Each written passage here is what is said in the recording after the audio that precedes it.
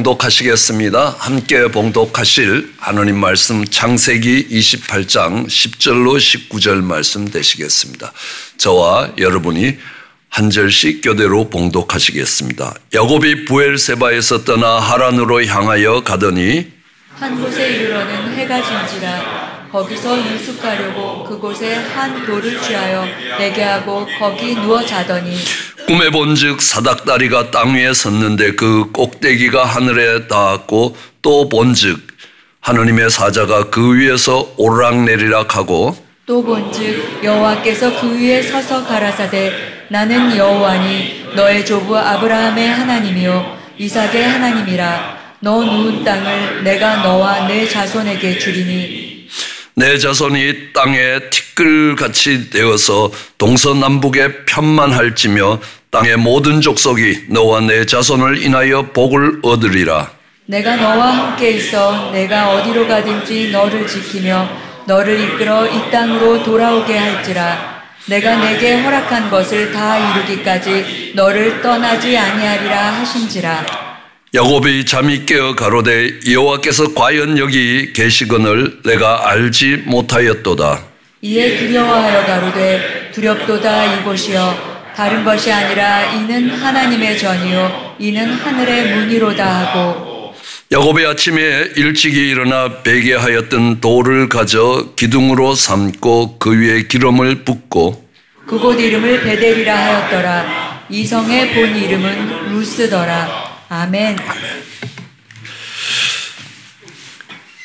에어포스 1이라는 영화가 있습니다. 사실 에어포스 1은 미국 대통령이 타는 대통령 전용 비행기의 이름입니다. 영화 제목도 에어포스 1이죠. 러시아 기자로 가장한 테러리스트에 의해서 이 에어포스 1이 탈취를 당합니다. 그리고 그들은 카자흐스탄에 수감되어 있는 테러리스트의 리더를 석방하는 것을 조건으로 내걸었습니다. 긴박한 싸움이 있었습니다. 대통령은 비상탈출 캡슐을 타고 빠져나가지 않고 오히려 그 테러리스트들과 싸우게 됩니다. 그들을 일망타진 후에 대통령은 깡통 같은 군용 수송기로 갈아타고 에어포스 1은 폭파됩니다. 가장 극적인 장면은 그 대통령이 에어포스 1을 떠나서 수송기에 도착했을 때 수송기의 수송을 책임 맡고 있던 장교가 대통령에게 이야기합니다. 각하, 이제는 이 수송기가 에어포스 1입니다. 비행기 자체가 에어포스 1을 이야기하는 것이 아니라 미국 대통령이 타고 있기 때문에 그 비행기가 에어포스 1이라고 이야기하는 것입니다. 여기서 우리는 배울 점이 참 많습니다. 모세는 도망자 생활을 40년 동안 했습니다. 자기 동족을 때리는 이 애굽 사람을 쳐 죽인 사건으로 인하여 도망자가 되어서 40년 동안 광야를 방황하고 다니다가 그의 나이가 80세 되었을 때 떨기나무에 불이 붙은 걸 보았습니다. 근데 떨기나무가 다 타질 않습니다. 원래 떨기나무는 요만한 나무라서 타면 몇십 초 안 갈 겁니다. 다 타버리는데 이 떨기나무가 계속 타는 겁니다. 이걸 보면서 모세는 뭐라고 이야기하냐면 야, 이거 대단한 광경이다 라고 이야기합니다. 왜 그게 모세에게 대단한 광경이 되겠습니까? 나는 한번 열정을 불태웠다가 그냥 금방 사그러지는데 이 떨기나무는 꺼지질 않는 겁니다. 그래서 그 떨기나무를 보러 가까이 갔습니다. 그 떨기나무에 이 큰 광경이라고 이야기하는, 근데 사실 산불도 아니지 않습니까? 근데 조그만 떨기나무에 붙은 불을 보기 위해서 가까이 갔을 때 하나님이 모세에게 말씀하십니다. 이리로 가까이 하지 말라. 가까이 오지 말라는 겁니다.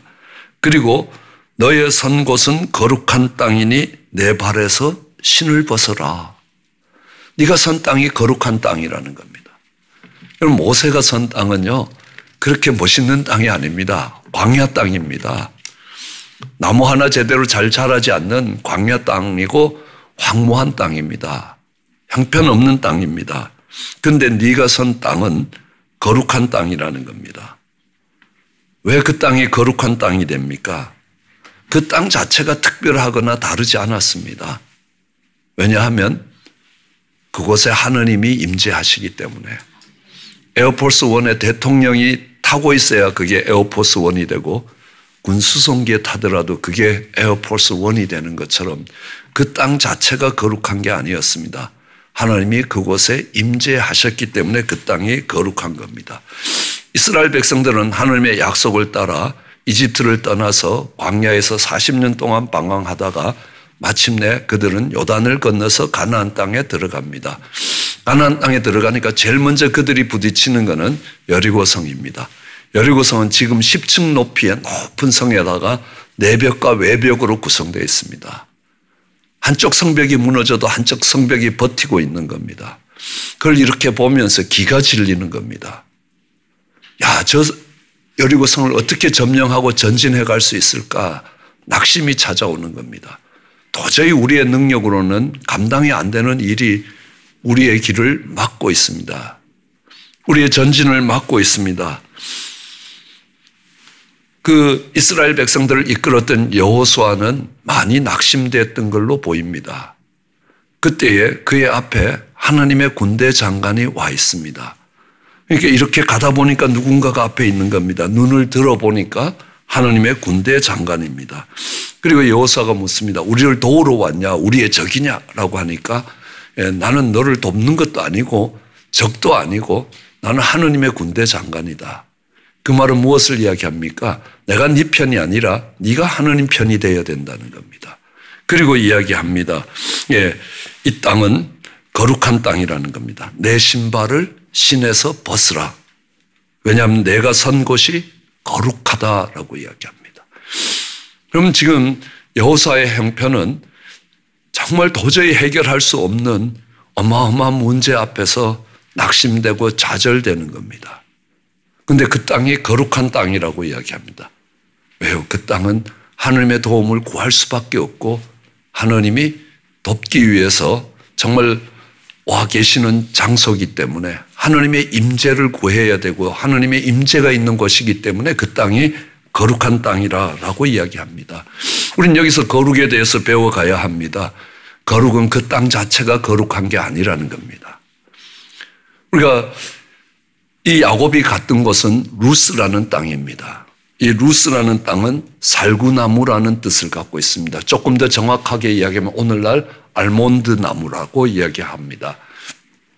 그 당시에 그 지역에는 알몬드 나무가 많았다고 이야기합니다. 특히 알몬드 나무가 많은 곳은 도심이 아니지 않습니까? 아주 황량한 시골이었습니다. 그 살구나무가 많은 동네 이 광야 같은 루스였는데 그곳이 베델이 됐다는 겁니다. 하느님의 집이었다는. 야, 여기 하느님의 집이 있는 줄 몰랐다는 겁니다.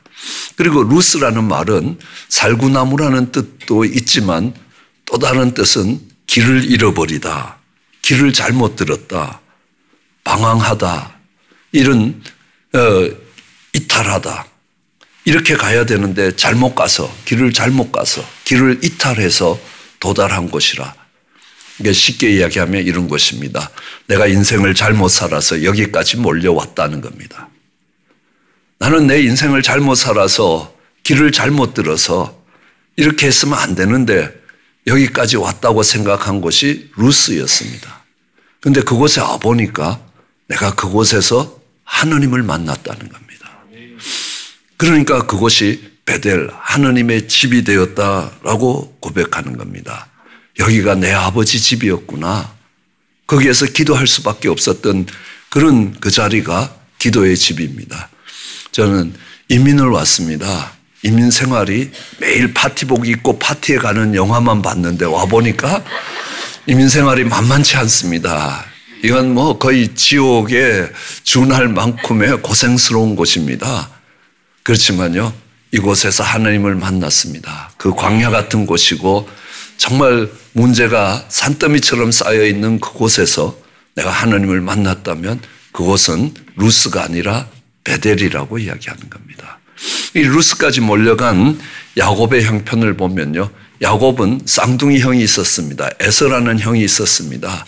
쌍둥이 사이에 경쟁과 이런 비교와 시기가 많이 가득했습니다. 그래서 형을 속여서 형의 장자권도 뺏고 또 아버지를 속여서 형이 받아야 될 축복을 자신이 받았습니다. 그러니까 형이 얼마나 화가 나겠습니까?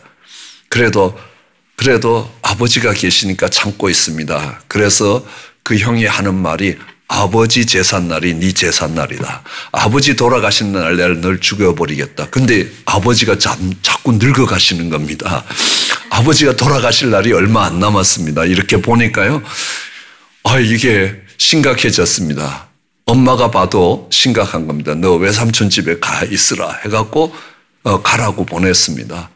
가라고 보내는데 오늘 본문에 보면 부엘세바에 있었던 그의 야곱의 집, 그의 아버지 이삭의 집에서부터 그냥 걸어만 나 살려라 해서 베델까지 달려왔습니다.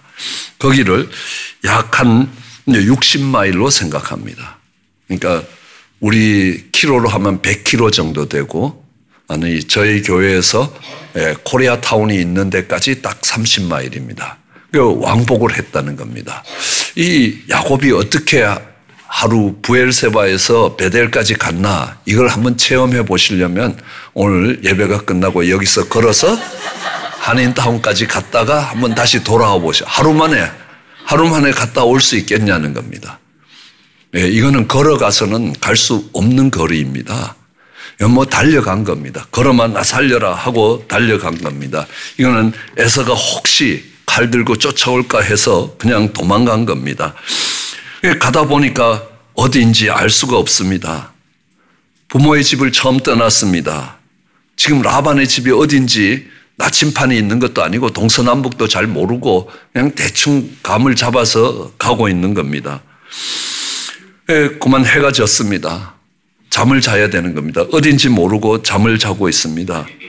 그것이 루스였습니다. 인생 잘못 살았다는 겁니다. 왜 내가 괜히 형의 장자권과 축복을 빼앗아 갖고 이 죽음의 길을 가야 되는지 얼마나 후회가 되겠습니까? 내가 왜 그때 그 별 도움도 안 되는 거 그거 해갖고 지금 아무도 의지할 곳이 없습니다. 쓸쓸하고 외롭습니다. 춥습니다. 두렵고 막막합니다. 비참한 처지에 놓여 있습니다. 낯선 곳에서 두려움에 잡혀 있습니다. 그런데 그곳에서 하나님이 기다리고 계셨습니다. 야곱은 하나님을 만날 준비가 되어 있지 않았습니다. 그냥 죄책감과 불안과 두려움입니다. 그런데 그것으로 하나님이 찾아오셨습니다. 그리고 하나님이 그를 계시하셨습니다. 그를 보여주셨습니다. 오늘 우리 본문 12절에 보면요. 그는 꿈을 꿨습니다. 꿈에 뭘 봤습니다. 뭘 봤습니까? 사닥다리를 봤습니다. 이 땅에서 서 있는데 그 꼭대기가 하늘까지 가는 사닥다리입니다. 하늘로 가는 길이 생긴 겁니다. 또 봤습니다. 그렇기 때문에 여호와의 사자가 그 위에서 오르락내리락 하고 있었습니다. 그리고 또 봤습니다. 그랬더니만 또 보니까 이제 여호와께서 그 위에 서서 말씀하고 계십니다. 나는 여호와라. 너의 조부 아브라함의 하나님이요 이삭의 하나님이요. 아직 야곱의 하나님은 안 됐습니다. 야곱한테 이야기하는 거니까요. 그래서 너의 누운 땅을 내 자손에게 줄 것이다. 이 베델이 너와 내 후손의 땅이 될 것이다. 그리고 뒤에 이야기합니다. 정말 내 자손이 땅에 티끌같이 되어서 티끌같이 많아져서 동서남북에 가득 찰 것이다. 땅의 모든 족속이 너와 내 자손을 인하여 복을 얻을 거리라. 꿈에 사닥다리를 봤습니다.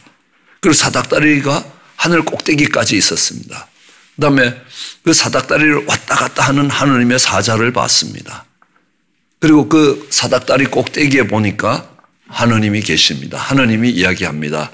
네 누운 땅을 너와 내 후손에게 주고 네 자손들이 땅에 티끌처럼 많아서 온 땅에 편만해질 것이다. 그리고 나는 네 하나님이 될 것이다. 그래서 너를 인도할 것이다 라고 약속합니다. 오늘 이 야곱이 봤던 것을 우리는 삼위일체의 하나님이라고 성경학자들은 해석합니다. 그러니까 제일 먼저 본 것이 사닥다리입니다. 길이죠. 하늘로 가는 길입니다. 예수님이 뭐라고 이야기하십니까? 내가 길이라는 겁니다. 나를 통해서 하나님께 갈 수밖에 없다. 그 외에 다른 길은 없다는 겁니다. 하늘에 이르는 유일한 길은 예수 그리스도라는 겁니다. 거기를 왕래하는 커뮤니케이션을 하고 있는 건 성령의 역사가 되는 겁니다. 길이 예수님이라면 그곳에 움직이는 사자는 커뮤니케이션, 그러니까 주고받고 하는 이 성령의 임재를 이야기하는 겁니다. 그리고 그 위에 보니까 하나님 아버지가 계시는 겁니다. 성부, 성자, 성령의 하나님입니다. 그래서 야곱도 보니까 또 보니까 또 보니까 3번을 보게 되는 것이라는 겁니다. 그리고 하나님이 약속하신 것이 뭡니까? 네 누운 땅을 너와 내 후손에게 주겠다. 그리고 그건 땅에 대한 약속입니다. 내 자손이 땅에 정말 티끌같이 많아서 동서남북으로 가득 차게 될 것이다. 이게 백성에 대한 약속입니다. 그리고 나는 너의 하나님이 될 것이다. 주권에 관한 겁니다. 그럼 하나님의 나라뿐만 아니라 모든 세상의 나라도 주권과 백성과 영토로 구성되어 있다는 걸 알 수 있습니다. 그래서 이 자리에서 그는 삼위일체로 일하시는 하나님의 모습을 보았습니다. 꿈에 그가 본 것이 하나님의 모습이었습니다. 하나님의 임재를 경험했습니다. 그리고 정말 하나님이 약속하시는 하나님 나라에 대한 약속을 받았습니다. 그리고 그곳을 베델이라고 했습니다. 그리고 베개로 삼았던 돌을 가져다 기둥으로 세우고, 그 돌이 얼마나 크겠습니까? 너무 큰 돌 하면 베개가 안 되지 않습니까? 그럼 한번 상상을 해 보십시오. 그게 잠자면서 뱉던 돌을 놓고 거기에다가 정말 기름을 붓고 제사를 드립니다. 예배지요. 그리고 여기가 하나님의 집이라고 이야기합니다. 그 하나님의 집이 얼마나 초라하겠습니까? 그렇죠? 그럼에도 불구하고 그곳에 하나님이 임재하시고 그렇기 때문에 하나님의 집이 된다는 것입니다. 물론 이 루스, 이 살구나무 동네 너무 흔하고 흔한 살구나무 아닙니까? 그렇죠? 그런데 그 인생이 달라졌습니다. 여러분 혹시 성막에 들어가 보시면 성막의 오른편에는 12개의 떡덩이가 진설되어 있습니다. 그래서 떡상이라고 이야기합니다. 한자 용어로는 진설병상이라고 합니다. 떡병자니까요. 그 오른쪽에는 촛대가 있습니다. 금촛대가 바로 이 살구나무 모습입니다. 그래서 이 살구나무를 이야기할 때 정말 흔하고 정말 흩어져 있는 이런 살구나무가 하나님의 성소 안으로 들어왔습니다. 거룩한 자리에까지 들어왔습니다. 이걸 다르게 얘기하면 루스가 베델이 되었다는 겁니다. 평범한 인생이 거룩하게 구별됐다라는 것들을 이야기합니다. 그래서 우리도 루스가 베델이 되기를 원합니다. 정말 초막이나 궁궐이나 높은 산이나 거친 들이나 하느님이 임재하시는 곳이 그 어디나 하늘나라라고 우리는 찬송했습니다. 그렇죠? 그러니까 아무리 고난의 자리라도 그곳에서 주님을 만날 수 있다면 그곳이 거룩한 땅이 된다라는 것들을 이야기합니다.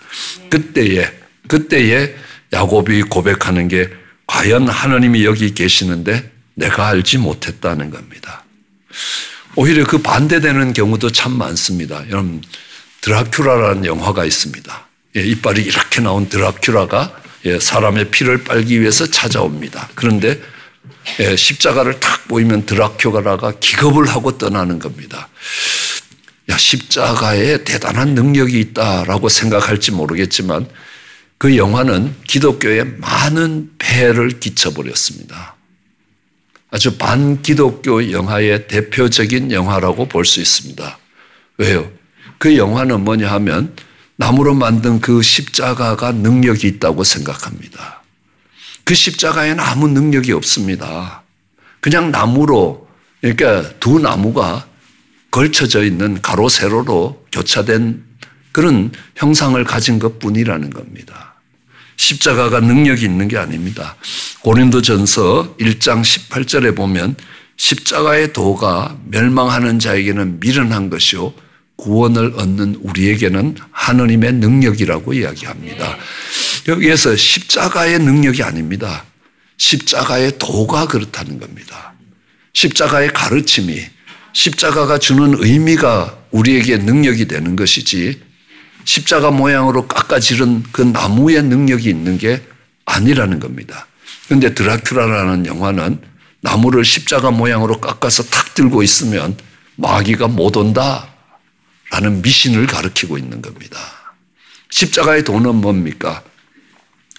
전능하신 하느님께서 죄악된 우리를 용서하시기 위해서 그의 독생자 예수 그리스도를 내어주시고 그의 보혈로 우리의 죄를 덮어주셨다는 겁니다. 하나님이 세상을 이처럼 사랑하사 이 십자가의 독생자를 내어주시고 우리를 구원하셨다는 겁니다. 누구든지 이를 믿는 자는 멸망치 않고 구원을 얻을 것이라는 하나님의 약속입니다. 그 십자가를 바라볼 때에 하나님이 우리를 사랑하셔서 그의 독생자를 내어주셨다는 하나님의 사랑이 부어지고 또 그 보혈로 우리를 구원하시겠다는 하나님의 약속이 주어지는 것입니다.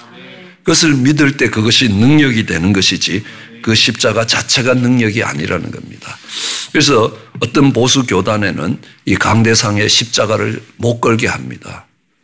왜냐하면 그것이 형상이 되고 그게 드라큘라 같은 오해를 만들어내고 하나의 우상이 될 것이라고 생각하기 때문에 그렇습니다. 요 십자가 밑에 와서 기도하면 기도가 잘 될 것 같습니까? 잘 되죠. 기도하다가 눈을 들어보면 십자가가 보이는 겁니다. 주님이 날 위해서 죽으시고 우리 하나님이 그의 독생자를 내어주셨는데 무엇을 아까워서 은사로 주시지 않겠느냐.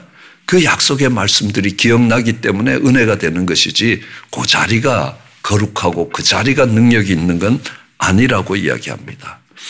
우리는 이 성경도 그렇습니다. 모슬렘들은 우리는 라마단 기간을 지나가고 있는데 모슬렘들은 우리 성경에 해당하는 것을 코란이라고 이야기합니다. 이 성경책이 거룩한 책이냐? 아니라는 겁니다. 그냥 여러 책 중에 책 하나에 불과하다는 겁니다. 그렇지만 모슬렘들은요, 이 코란이 거룩한 겁니다. 그 코란을 훼손시키거나 망가뜨리면요 엄청난 죄가 됩니다. 왜요? 그 책 자체가 거룩하기 때문에 그렇습니다. 그래서 9/11이 났을 때 플로리다에 있는 어떤 목사님이 테리 존스라는 목사님이 내가 코란을 모아서 확 태워버리겠다. 그러니까요 난리가 났습니다. 플로리다 조그만 교회에서 그냥 코란 태우겠다는데 온 세계가 난리가 났습니다. 미국 대통령이 부탁을 했습니다. 좀 태우지 말아라고. 왜냐하면 당신이 이 코란을 태우면 우리 모슬렘권에 나가 있는 우리 모든 대사관이 폭격을 받을 거고 나가 있는 미군들이 습격을 받게 될 것이다. 그러니까 그런 일 좀 자제해달라. 그래서 결국 취소했습니다. 파키스탄에 있는 어떤 크리스찬은 저 사람이 예수 믿더니만 코란을 태웠다. 그래갖고 돌에 맞아 죽었습니다. 그런데 실제로 태운 건 아니거든요. 그런데 제가 예수 믿더니만 코란을 태워버렸다. 그런 헛소문에 의해서 그 온 일가족이 맞아 죽는 그런 경우가 있다는 겁니다. 그 책 자체가 거룩하지 않습니다. 뭐라고 이야기합니까?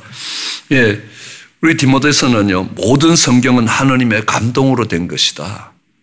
이 하나님의 책을 가지고 교훈하고 책망하고 바르게 함과 의의 교육을 위해서 유익하다는 겁니다.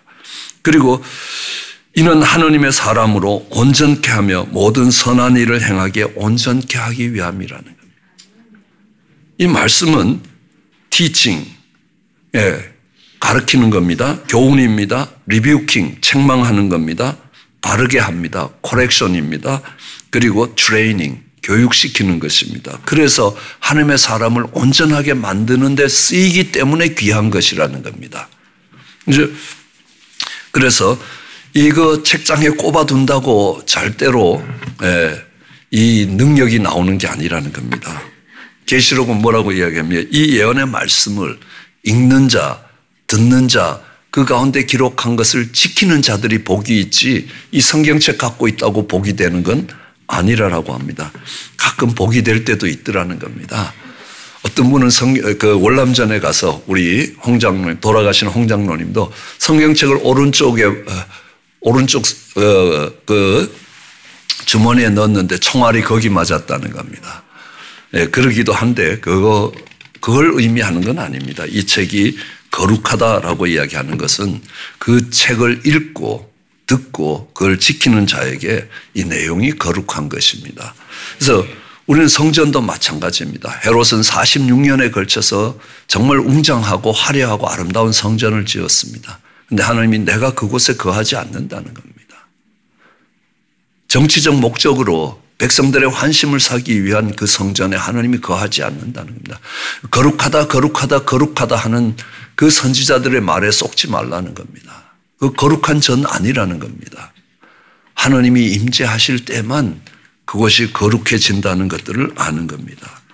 예, 하나님의 사람들, 예, 하나님이 함께 하실 때 너희가 성전이라고 이야기합니다. 왜요? 성령님을 모시고 있기 때문에 너희가 성전이라고 이야기합니다. 예, 끝으로 이런 이야기가 있습니다. 누가복음 끝에 보면요. 예, 글로바의 이야기가 나옵니다. 이분들은 예수님이 십자가에 못 박혀 죽으시는 걸 보면서 예수님께 걸었던 희망과 소망이 다 무너졌습니다. 그래서 낙심해서 엠마오로 걸어가고 있었습니다. 그 길에 주님이 동행하셨습니다. 그리고 꾸짖습니다. 야, 미련하고 선지자의 말한 것을 마음에 더디 믿는 자야. 그리스도가 이런 고난을 받아야 되고 그래야 자기 영광에 들어갈 것이 아니냐. 성경이 이 메시아가 와서 고난을 받아야 된다는 것, 이사야 53장의 메시아 고난장이고 구약의 지성소라고 이야기하는 거기 봐라. 그가 찔림은 우리의 허물을 인하며 그가 상함은 우리의 죄악을 인함이라. 저는 그가 채찍에 맞음으로 우리가 나음을 입었다. 예, 그가 고난을 그렇게 받음으로 인하여 우리에게 정말 구원이 임했다. 그가 고난을 받아야 될 거 아니냐. 근데 왜 예수님이 십자가에 죽었다고 그렇게 낙심하고 있냐. 천지가 다 꺼지는 것처럼 한숨을 푹푹 쉬면서 집으로 돌아가느냐는 겁니다. 그죠?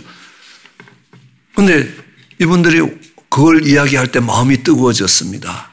이제 글로바의 집에 도착했습니다.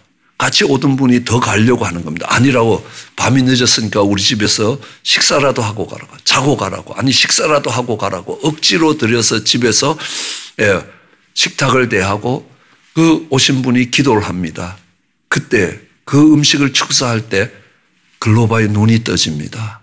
그리고 예수님인 걸 알아봅니다. 너무 이상한 장면 아닙니까?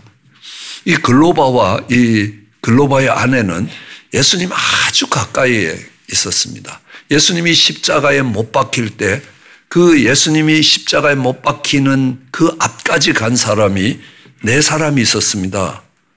예수님의 어머니, 모친과 또 그의 이모, 세베대의 아내이기도 하고 야고보와 요한의 어머니이기도 하는 그의 이모와 글로바의 아내 마리아와 막달라 마리아, 이 네 사람이 예수님의 십자가 앞에까지 갔습니다.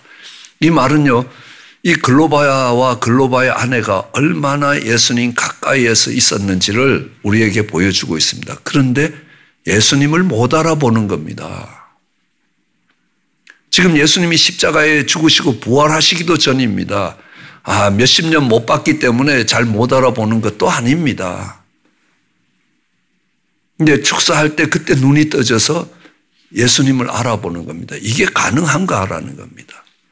예, 가능합니다. 마태복음 25장을 읽으면서 그게 깨달아졌습니다.